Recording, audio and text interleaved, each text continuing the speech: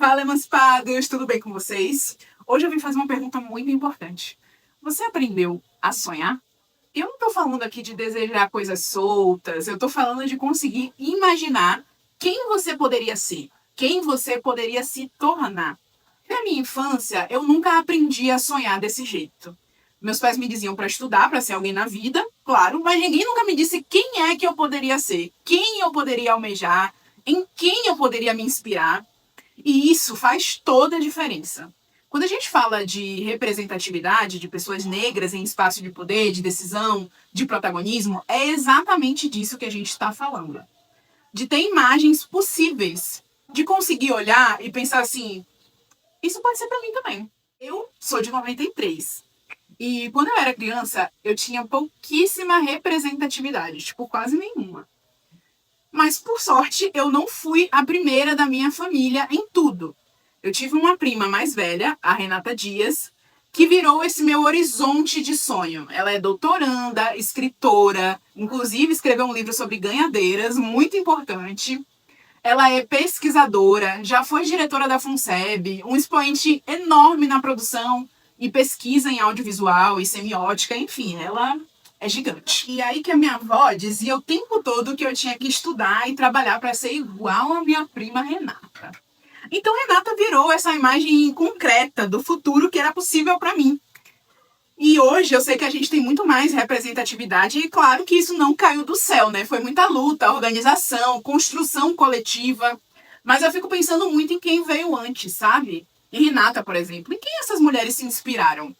Porque ser a primeira da família, e eu fui sim a primeira em várias áreas da minha vida, é um trabalho, assim, quase hercúleo. Você não só realiza, você abre um caminho totalmente desconhecido do zero, sem seta, sem atalho, sem ninguém para te dar dica de como se preparar para aquele lugar, para ocupar aquele espaço.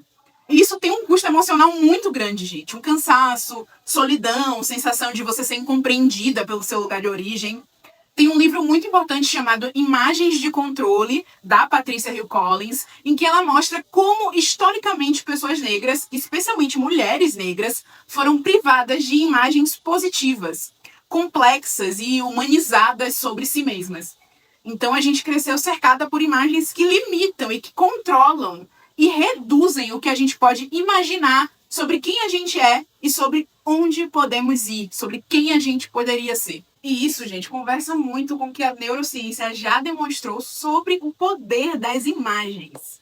O nosso cérebro, ele aprende por repetição visual. Então ele vai criando atalhos a partir daquilo que ele vê com frequência. Alguns estudos em psicologia cognitiva mostram que imagens ativam redes neurais associadas à emoção, à memória e à tomada de decisão. Ou seja, aquilo que você vê com frequência vai moldando o que o seu cérebro entende como possível. Foda, né? Então, quando você não se vê, quando você não vê pessoas parecidas com você em lugares de realização, o ato de sonhar, ele fica muito mais difícil. Não por falta de vontade ou disciplina sua, mas por falta de referência mesmo.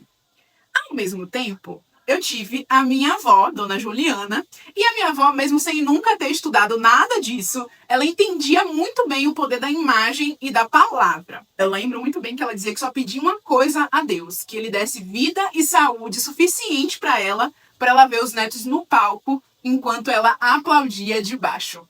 E essa frase sempre me guiou. Ela não teve a oportunidade de me ver no palco totalmente, né? Quando ela faleceu, eu ainda estava no iniciozinho ali da minha carreira na Grana Preta. Mas toda vez que eu tô num palco, hoje, eu lembro dela, gente. E foi justamente por isso que eu dediquei a vitória do Shark Tank à minha avó. E a minha avó tinha uma estante. Nessa estante, ela colocava as conquistas dos netos. Tipo assim, recorte de jornal de quando a minha prima casou, que saiu uma nota no correio, ela recortou e emoldurou lá. O convite de formatura de um primo. A foto dessa minha prima quando ela conheceu o presidente Lula. Aquela estante era uma prova visual de que os sonhos se realizam. E os sonhos daquela marisqueira haviam se realizado. E foi daí que eu criei uma metodologia diferente para o que a galera chama de quadro dos sonhos. O meu quadro dos sonhos, ele não tem só imagens do que eu quero conquistar. Ele também tem imagens minhas em momentos em que eu me senti realizada, próspera, viva, Porque ver pessoas parecidas comigo amplia o horizonte, claro. Mas me ver naqueles lugares ensina o meu cérebro que ele já conhece o caminho para minha felicidade. Vou mostrar um pouquinho para vocês do meu quadro dos sonhos. E esse é o meu quadro dos sonhos. Ele já tá todo chibateado, todo lenhado, porque ele já vem de outras casas, né? Eu não troco o meu quadro dos sonhos todo ano, tá? Tem até foto minha de quando eu fiz santo, você vê que meu cabelo tava curtinho ainda. Eu não troco todo ano o meu quadro dos sonhos, tá? Porque eu troco quando já não faz mais sentido aquilo. E esse me acompanhou por uns 3 ou 4 anos. Eu acho que uns 3 anos ele me acompanha. Porque muita coisa aqui ainda faz sentido.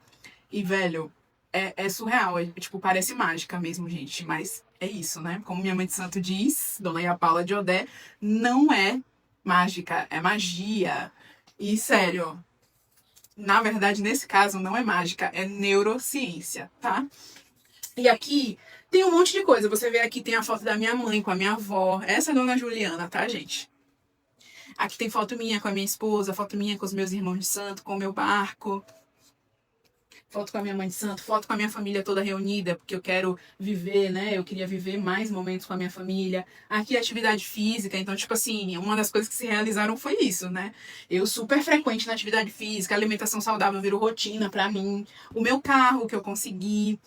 Eu acredito que vocês já sabem disso, né? Eu não sou muito de ficar compartilhando minhas conquistas como se fosse, tipo assim, olha aqui o que eu consegui com o meu trabalho, se vocês fizerem isso, vocês vão conseguir também. Primeiro, porque eu tenho uma orientação espiritual de não fazer isso. E segundo, porque pra mim não faz sentido, tá, gente? Pra mim não faz sentido vocês só acreditarem que o que eu tô falando é real e é sério se eu mostrar exatamente as minhas conquistas, porque assim, sinceramente, prosperidade é uma arte e é uma fórmula única e intransferível para cada ser humano, tá ligado? Então, assim, ensinar os conceitos de prosperidade dentro de uma outra cultura, que não é essa cultura ocidental, para mim é muito fundamental para que a gente entenda justamente o sentido disso, né? Se a gente tivesse alinhado a nossa cultura ancestral, a gente não estaria buscando referências materiais daquilo que é sucesso e prosperidade, porque justamente prosperidade é isso aqui, ó. Quando eu coloquei essa imagem, eu fiz uma carta justamente falando das coisas que eu queria sentir quando eu estivesse motorizada, né? Essa liberdade de ir e vir, essa sensação de a qualquer momento eu posso ir numa praia, fazer uma pequena viagem, ir justamente visitar os meus pais no interior, porque com carro isso fica muito mais fácil. Então eu sempre busco atrelar a sentimentos, a coisas boas que eu sinto. Aqui foi imagens da gravação do meu curso gratuito no Sesc, o Mentalidade Financeira. Aqui, essa é uma das imagens de algo que eu ainda não havia conquistado, que são 2 mulheres se casando, e eu consegui conquistar no início de 2025, para quem não sabe. Eu me casei com a minha esposa hoje, né, Camila. A gente já tinha um relacionamento de 10 anos, e aí a gente conseguiu se casar. Foi uma festa, assim, incrível, com as pessoas da minha comunidade, a família de santo dela, assim, foi minha família biológica, a família dela. Foi incrível, gente. Quem tava lá sabe que foi um momento mágico, e foi um dos sonhos que eu realizei, que eu olho pra trás e penso, foi perfeito. Eu não acrescentaria nada de diferente, sabe? Foi muito bom. Você vê que tem pouquíssimas coisas aqui que são metas que eu ainda vou atingir. Tem muitas das coisas que eu já atingi e que eu quero ampliar, que eu quero multiplicar, que eu quero viver cada vez mais aquilo na minha vida. E é justamente esse o propósito, né? Quando você olha para imagens que são associadas a esses estados de realização, o corpo acessa aquele estado no momento presente, através do sentimento que aquelas imagens vão evocando em você. E isso muda tudo, muda como você age, como você decide, como você sustenta suas decisões e os seus sonhos no dia a dia. Porque é muito difícil no dia a dia a gente conseguir sustentar uma coisa que só vai dar resultado no longo prazo. Sobretudo para quem passou por períodos de escassez. Eu já falei isso no último vídeo, né? Como é que a escassez atua no nosso cérebro. Então, ter as imagens muito perto de você é super importante para que, de fato, você lembre do que você firmou como compromisso para você no longo prazo. É por isso que o meu quadro dos sonhos, ele é também um quadro de conquistas, de memória e de celebração desses momentos, assim como a estante da minha avó.